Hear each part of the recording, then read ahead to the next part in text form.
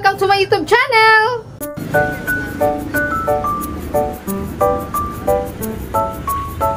Madam, pila ni siya daw?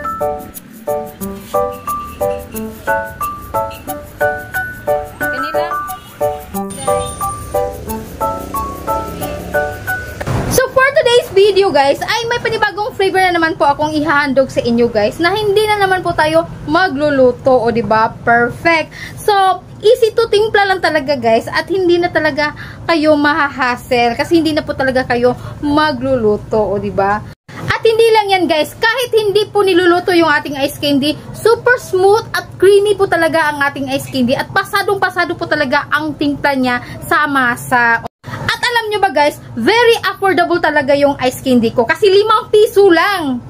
Dali lang talaga i-reach out, dali lang talagang bilhin guys kasi 5 piso ay mayroon ka ng super creamy at masarap nguyain na ice candy guys, o diba? So pure na pure talaga na gatas na, at wala talagang kasaba cornstarch guys. Ito po'y proven and tested talaga guys kasi matagal na po ako gumagawa ng ice candy, 9 years na po talaga ako guys. Yung customer ko talaga guys, bumabalik-balik yan. Hindi po talaga ako magtatagal sa negosyo ko guys kung hindi po talaga hinahanap-hanap ng aking mga suki. Kaya i-try nyo na po ang aking ice candy guys. So for today's video guys, ang gagawin kong flavor naman, kung hindi pa kayo nakagawa ng melon ice candy guys, kaya i-try nyo po ang recipe ko ngayon. Ang flavor po sa ice candy po natin ngayon ay melon ice candy. So super creamy at super bango talaga guys. Try nyo lang.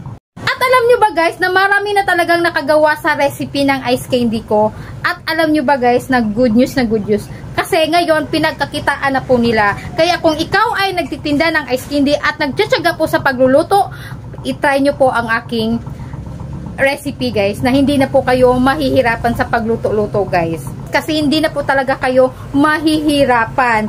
At kung sinasabi ko ay hinahanap-hanap ng customer, i-try nyo guys. Hahanap-hanapin yan ng mga suki nyo. At kung ikaw ay nanonood ka man sa video kong ito, huwag na po kayong mag-atubili pa. Kasi legit po talaga tong recipe ko guys. Alam nyo ba guys na super happy po talaga ako na ngayon ay pinagkakitaan na po ng aking mga viewers kasi gumawa po sila at sinunod po nila masay mo ha. Kaya't eto na, simulan ko na talaga guys. Alam kong ibang viewers ko dyan ay naiinis na talaga sa pagmumukha ko. At alam kong ibang viewers dyan ay excited na po talaga sa aking flavor of the day. So eto nga pala ang binili ko sa Tabada Market guys. So sa palengke namin guys. At sa halagang 100 pesos ay meron na po akong isang buong melon. O diba? Perfect. At alam nyo ba guys na first time ko talagang gumawa ng ice candy na melon po ang flavor. At hindi ko talaga in-expect guys na marami talaga ang makukuskus ko. So nasasayangan po talaga ako kasi pwede po talaga to sa 2 batch. Bigla po talaga akong napaisip guys na kung 2 set po talaga ng ice candy na ginawa ko ay makakasave po talaga ako ng 100. Kasi 100 po ang nabayaran ko sa isang melon guys. Sa isang set po kasi guys, ang costing ko talaga sa flavor guys ay 100 pesos. Kagaya nito guys, na nakabili po talaga ako sa halagang 100 pesos guys, tapos malaki pa siya. At marami po ang nakuskus ko dito guys. So pwede po talaga to sa 2 set. So ayan na guys, nilagay ko na talaga ang lahat ng melon sa mixing bowl guys. At isunod na po natin tong isang latang kondensada guys na ang sukat po ay 1 kilo or 1000 ml. At isunod na po natin ang 2 latang evaporada guys na ang sukat po nito ay 360 ml. Yan po talaga ang nagpapakreamy sa ating ice candy guys. Kaya po masarap po talaga siya. At isunod na po natin yung 1 kilong asukal guys na puti. At alam nyo ba guys na hindi po talaga magiging perfect ang inyong ice candy guys pag kinukulang nyo talaga sa asukal. So yun po talaga ang nagdadala ng bida.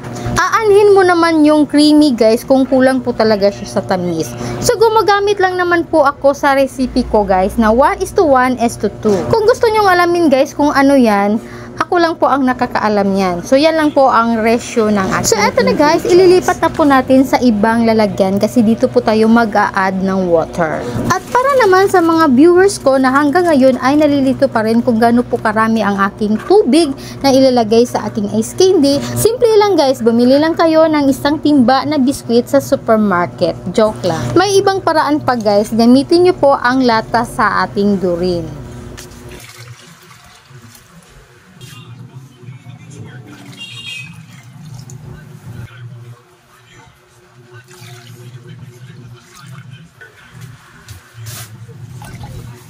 Bali, 5 ganito po talaga ang sukat po ng ating tubig na ilagay po sa isang set, guys. At huwag niyo pong kalimutan, guys, na maglagay po kayo ng kaunting asin para po sa pampabalance ng ating tamis, guys. Yun po talaga ang magpapa-intact sa ating tamis na hindi po talaga madaling maumay ang ating mga customers. So, ito po ang sukat ng ating ice candy, guys, na nasa kalahati po talaga siya ang sukat niya. Kung siguro, kung sa baso po ang susukatan po natin, dapat po ay nasa 4 inches po ang ating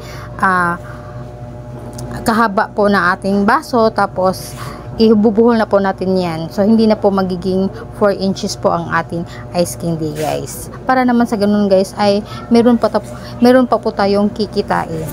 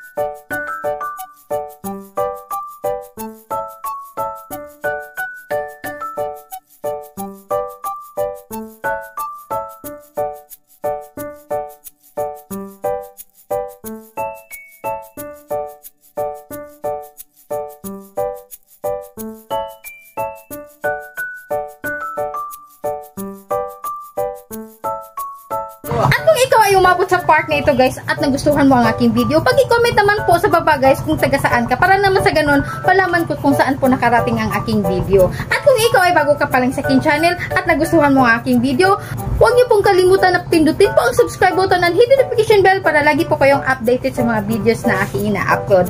At huwag niyo po rin kalimutan na paki-like and share. O, diba? Perfect. Para package na po yun, diba? So, ayan na, guys, ang katibayan ko na mabenta talaga siya. So, ayan na po ang magiging itsura niya, guys, na kahit hindi pa po matigas ang iba, ay nabili na po talaga ng ating mga suki. Kasi ang kulit po talaga nila. So, na talaga nilang kumain. So, ayan na, guys, hindi pa po matigas ang iba, guys, ay nabili na talaga. So, ito na po ang pinaka tigas na po talaga siya. Tapos ito, guys, ay hindi. So, nabenta na po yung iba dyan, guys. So, ayan, naging ukay-ukay na talaga siya. Dito po nagtatapos ang aking video. Sana po ay nagustuhan niyo. So, thank you for watching. Bye-bye!